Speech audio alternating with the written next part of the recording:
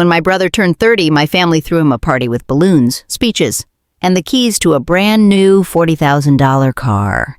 Everyone cheered. Cameras flashed. He was the golden child once again. I clapped too, smiling on the outside, but inside, the sting burned. No one asked what I needed. No one celebrated my quiet years of hard work. What they didn't know was that while they showered him with luxury, I was signing papers for something far greater, the deed to the house. Tell me, have you ever been overlooked, only to surprise everyone in the end? Growing up, the difference between me and my brother was always obvious. He was the favorite, the one with charm, the one who made everyone laugh. When he needed money for sports, for college trips, for new clothes, the family pooled their resources. When I asked for help, I usually heard, "You'll figure it out." So I did. I worked summers instead of taking vacations. I bought secondhand books, wore hand-me-down clothes, and picked up shifts wherever I could. My brother drove cars the family helped him buy. I took the bus. He was cheered on at every milestone. Mine were passed with a polite nod. Still, I never resented him, not at first. I loved him. I just wished, sometimes, that someone would see me too. When his 30th birthday rolled around, the family spared no expense. The living room was decked out with balloons, a catered buffet stretched across the table, and champagne glasses clinked in every hand.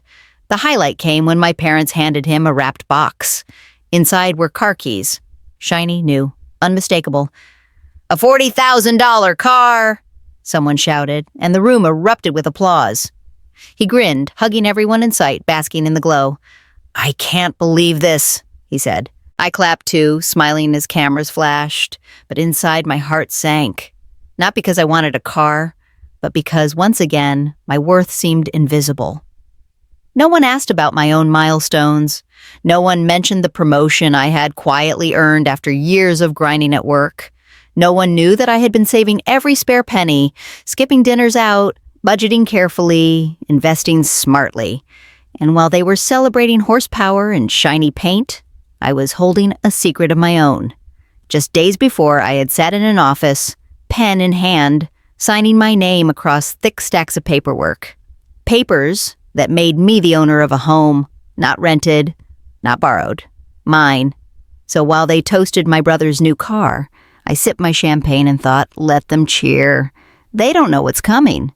Because sometimes the quiet one in the background is carrying the biggest surprise of all. The party carried on, laughter echoing through the house as everyone circled my brother, asking about the car. "Are you going to get leather seats? What color did you choose?" I sipped my drink quietly, half listening. I was happy for him in a way, but the ache of being invisible lingered. Finally, someone turned to me. My cousin, half distracted, asked, "So, what's new with you?" It was almost a throwaway question, the kind you ask when you realize someone's been sitting too quietly in the corner. I smiled faintly. "Not much. Just bought a house." The room fell silent. Forks paused midair, laughter choked off. My cousin blinked. "A house?" I nodded. "Yes, closed on it last week. 3 bedrooms, 2 baths, a little garden out back." My brother's grin faltered. "Wait, you bought a house?" "Yes," I said evenly. While you were test driving cars, I was signing a mortgage." "Well, not just a mortgage. I paid most of it up front. It's mine." Gasps spread around the room. My aunt leaned forward. "How did you—" I shrugged gently. "Years of saving. Skipping what I couldn't afford, working late shifts, investing carefully. Remember those old clothes you teased me for? That's part of how." The silence deepened. My parents exchanged glances. My father cleared his throat. "We didn't realize you were planning something like that." I smiled politely, though inside my heart hammered. No one asked.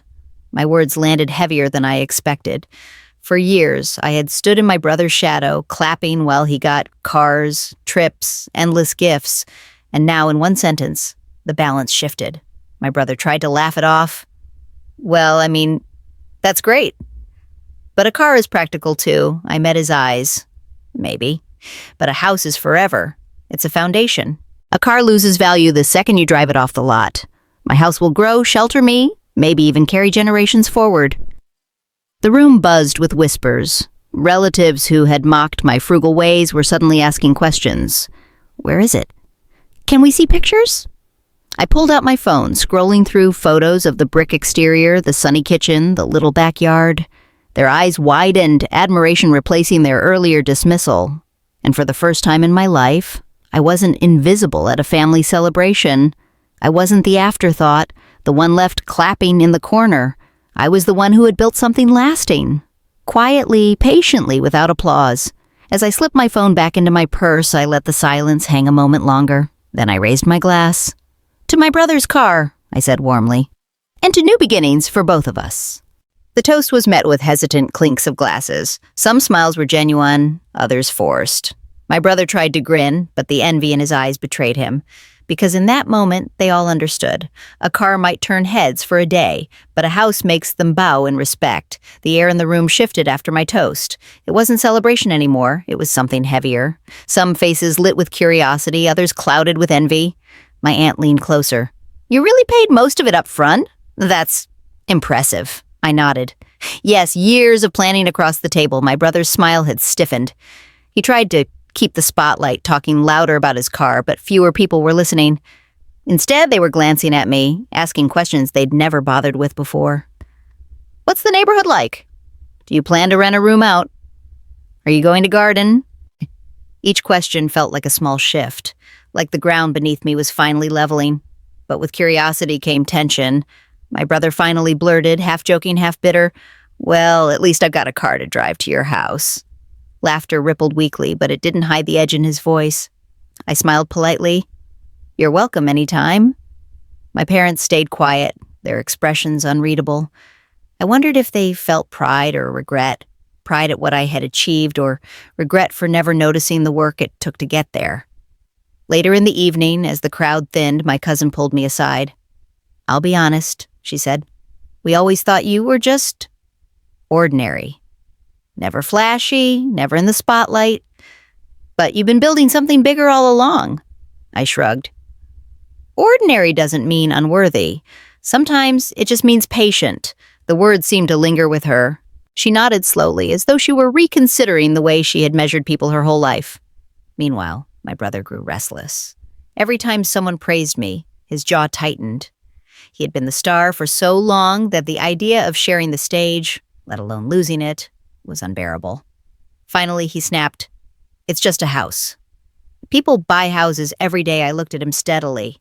"True, but not everyone buys one quietly, after years of sacrifice, while everyone else was too busy laughing at their old shoes." The room went quiet again. His cheeks flushed, but he had no comeback. For the rest of the night, the attention that once belonged to him drifted toward me. It wasn't loud or flashy. It was thoughtful, respectful, and though some of it came tinged with guilt, I accepted it.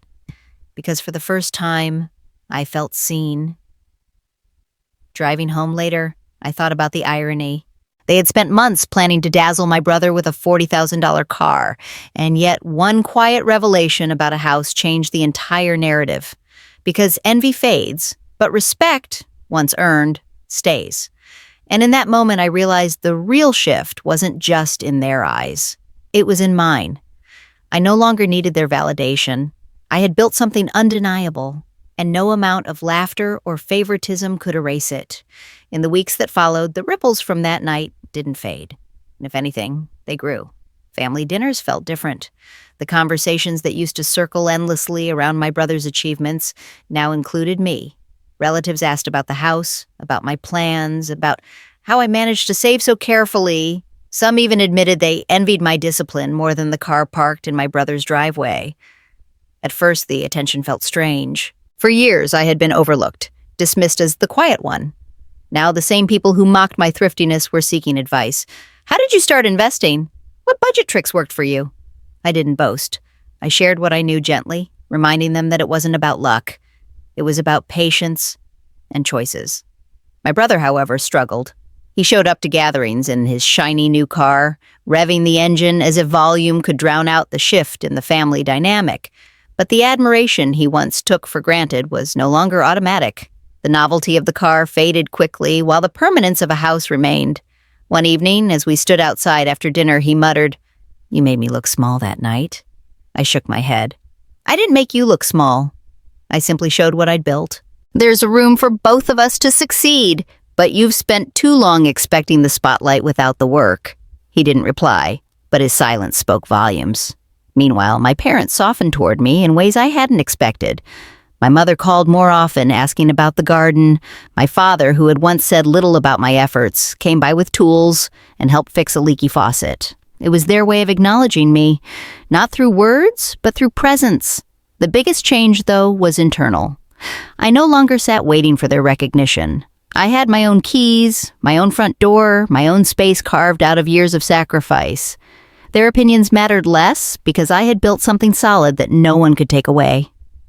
One Sunday, as I sat on the porch of my new home, watching the sun dip behind the trees, I thought about that party, about the laughter, the cheers, the car keys flashing in the light, and I thought about the silence that followed my words.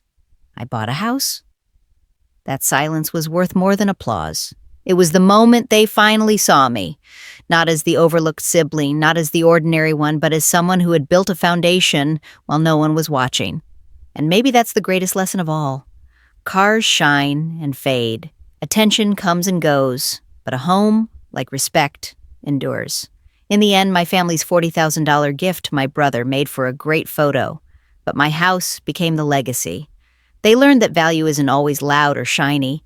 It's often built quietly, choice by choice, sacrifice by sacrifice. I no longer measure myself by who gets the applause at family gatherings. I measure myself by the keys in my hand, the roof over my head, and the respect I earned, not because it was given, but because it was undeniable. So let me ask you, have you ever been overlooked, only to prove everyone wrong with what you achieved in silence? How did it feel when the truth finally came out? Share your story below, and stay with us for more tales where patience and persistence outshine favoritism.